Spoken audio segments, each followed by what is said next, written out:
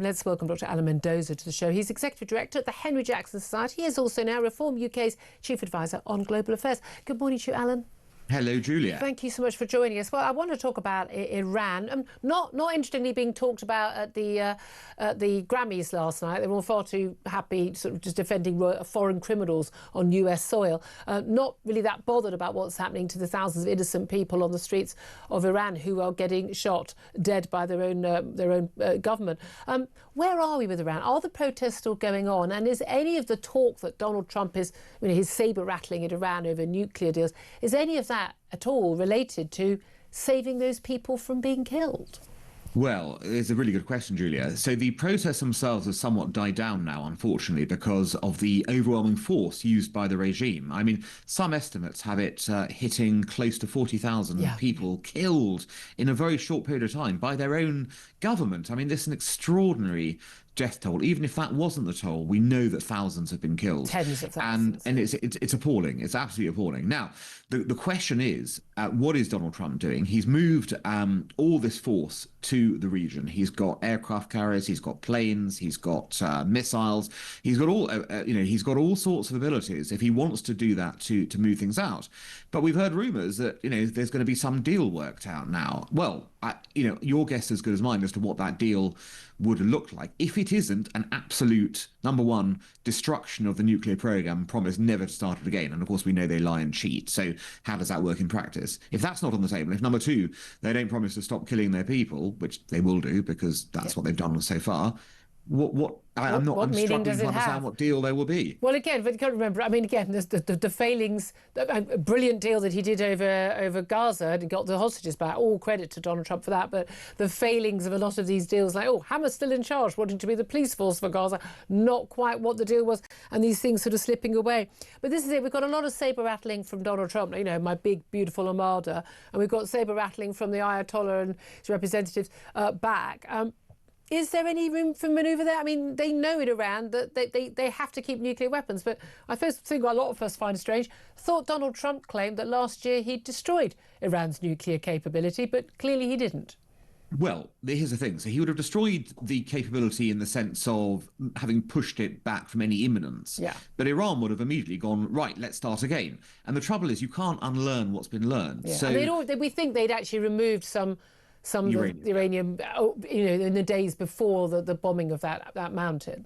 Yeah, but we're 6 months on. So here's the point: is 6 months on with a committed regime that wants to develop nuclear weapons. It's going to have pumped a lot into it. So the reality is, until you remove the regime, you're always going to have to do the so-called the mowing the grass theory, which is the grass gets tall, you mow it, with air raids, whatever, and then you've got to come back in and do it again and again and again and again. Because the reality is this regime will not stop. It will keep on trying to develop nuclear weapons until it gets one, or until it gets its way in other ways. So the essential problem is the regime. It's always been the regime. There's a golden opportunity to remove the regime. President Trump, please remove the regime. Yeah, but that's the thing. And they've made so many threats to their neighbours, to Israel, to America, to Britain. I mean, it'd be totally justifiable. I've got no issue with that. Whether the Russians or the Chinese agree with it, I think it's neither here nor there. But this is the thing. A lot of people say, what's it got to do with us? They want a nuclear weapon to protect themselves. Like, no, and they threaten there'll be a regional war.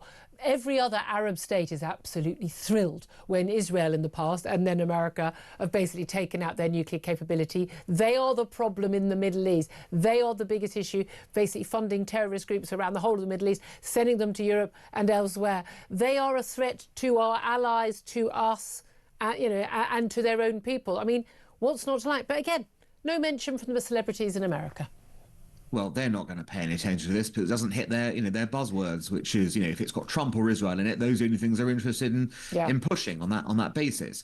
But rarely has a cause come to mind that has, more effectively married a strategic and moral reason for doing action. And you were quite right to point out, this would transform the region. You remove this regime, all the Arab states will be delighted. You have, Israel will be delighted. Our sort of alliance system, broader alliance system, would be delighted. We'd have no nuclear threat. We'd have no terrorist threat.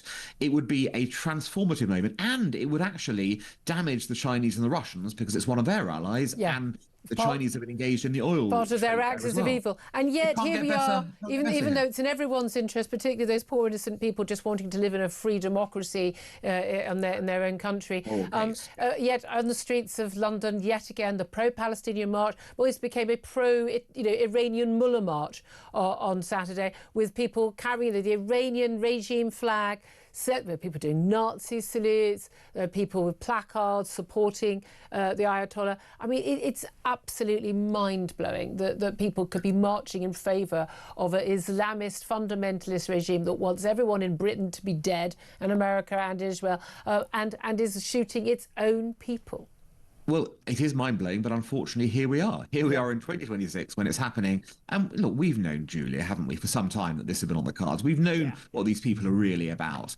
They weren't about anything to do with pro-Palestinianism. They are about trying to destroy the West, including this country. We have fifth columnists in this country who want to destroy our society, our culture, our way of life. And they will seize on any tool, including the Ayatollah, in order to do it. We know where their loyalties are. We know where our loyalties are. It's about time we took out the trash, frankly, and started clearing these people from this country. Dr. Ellen Mendoza, thank you indeed for that. Benedict Spence, listening to all of that. I mean, yes, the continuation of these protests in favour of organisations, groups, regimes around the world that want to do us harm, want to do our allies harm, is disgraceful. And I think, we've all known this, sort of from the beginning, that this was not, when it started off being about Gaza, it was not really about Gaza. Gaza was just a wonderful excuse for lots of bigotry that has slowly built up in this country. It was suddenly given away to vent, and it's just good old-fashioned anti-Semitism. It's never gone away. But I think the whole thing about Iran and the Ayatollah has just really, they've overshot. They've revealed themselves. If it wasn't already obvious, when you're then supporting a regime that I suspect, when all is said and done, we will have found that the Ayatollah's forces have killed as many, if not more, civilians in Iran than Israel killed in Gaza. In a matter of days. Yeah, in a matter of days. I suspect we will find that out, and then you'll find out just how serious these people are about peace in the region. Still waiting for that UN condemnation. I mean, it's the hypocrisy. It's going around rattling for money. It knows no bounds. It really is quite extraordinary.